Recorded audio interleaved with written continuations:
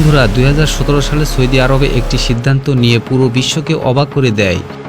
তারা একজন রবটের প্রথমবারের মতো নাগরিকত্ব দিয়েছিল। তার নাম ছিল সোফিয়া।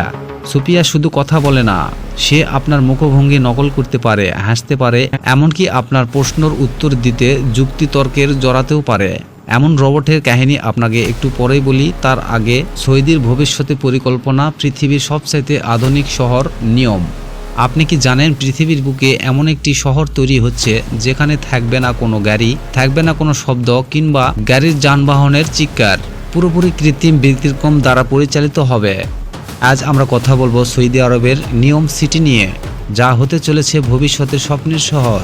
কেন এই শহর তৈরি হচ্ছে, কিভাবে এর ভিতর থাকবে রোবট, উড়ন্ত গাড়ি, কৃত্রিম চাঁদ, সব জানবেন আজকের ভিডিওতে। অবশ্যই ভিডিও শুরু করার আগে একটি লাইক দিতে ভুলবেন না। নিয়ম এই মানের অর্থ কি, কেন এই সালমান এই নামটি দিয়েছিল? নতুনের শব্দের অর্থ হচ্ছে মোহাম্মদ বিন সালমানের নাম। এই প্রকল্প শুরু হয় 2017 সালে। এটি একটি মেগা সিটি যার আয়তন 26,000 বর্গ কিলোমিটার। এটি 3 দেশের সীমাবদ্ধ, সৌদি আরব, মিশর ও জর্ডান। কেন সৌদি এত বড় প্রকল্প হাতে নিল? শহরটি হবে পুরোপুরি এআই দ্বারা চালিত। বাসিন্দাদের প্রতিটি পদক্ষেপ নজরদারি করবে এআই। মানুষের চেয়ে রোবটের সংখ্যা হবে বেশি। 170 কিলোমিটার লম্বা, 200 মিটার চওড়া, 500 মিটার উঁচু। দুইটি আয়তনের মতো দেখা গেছে। দেওয়ালের মাঝে থাকবে শহর। কোনো গাড়ি থাকবে না, মানুষের চলাচল 5 মিনিটে হয়ে যাবে। 90 লাখ মানুষের একসাথে থাকতে পারবে এই শহরেতে। এই শহরের মোট ব্যয় হবে 500 মিলিয়ন মার্কিন ডলার। বিনিয়োগ করেছে সৌদি আরব সরকার। মোহাম্মদ সালমান বিন 2030 সালের মধ্যেই প্রথম ধাপ শেষ হতে চলেছে। সৌদির তেল নির্ভরতা কমানোর মূল উদ্দেশ্য ট্যুরিজম ব্যবসা এবং প্রযুক্তি নির্ভর অর্থনীতি গড়ে তোলে। পশ্চিম দেশগুলোতে বিনিয়োগ কার্যক্রম। এখানে প্রতিটি মানুষের জন্য রাস্তাঘাটে রোবটের পুলিশ। আমাদের নিয়ম সিটি নিয়ে অনেক বিতর্ক আছে। পরিবেশ ধ্বংস, মানুষের অধিকার লঙ্ঘন, প্রাচীন গোত্র উচ্ছেদ। কিন্তু কেউ কেউ বলেছেন এটা মানব সভ্যতার ভবিষ্যৎ। নিয়ম হচ্ছে এমন একটি স্বপ্ন যা হয়তো আজ অবাস্তব, কিন্তু আগামী 10 বছরে এই শহর দুনিয়ার ভবিষ্যতে নির্মাণিত হতে চলেছে। সৌদি আরব প্রমাণ করতে চায় তারা শুধু মরুভূমিতে তেল ভিত্তিক দেশ নয়, তারা চায় প্রযুক্তির পরাশক্তি হতে। আপনার কি মতামত? নিয়ম কি সফল হবে, নাকি হবে আরেকটি ব্যর্থ বিলাসিতা?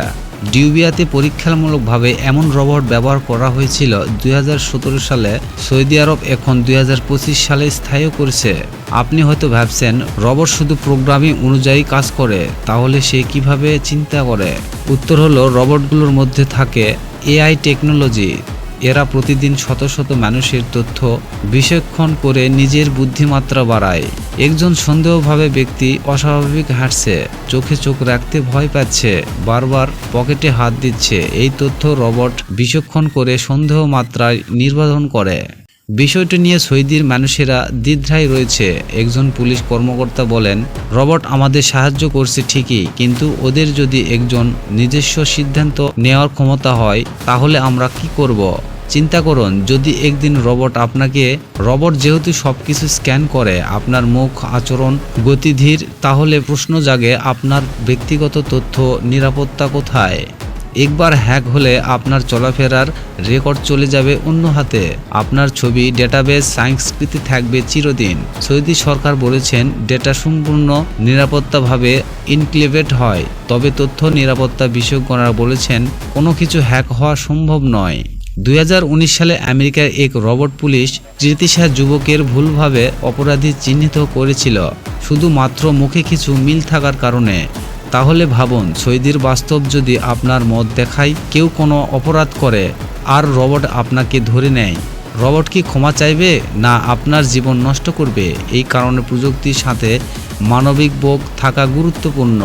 চীন, আমেরিকা ও সৌদি আরবের কিছু রোবট এখনও অস্ত্র ব্যবহার করতে পারছে, গুলি ছড়াতেও পারে।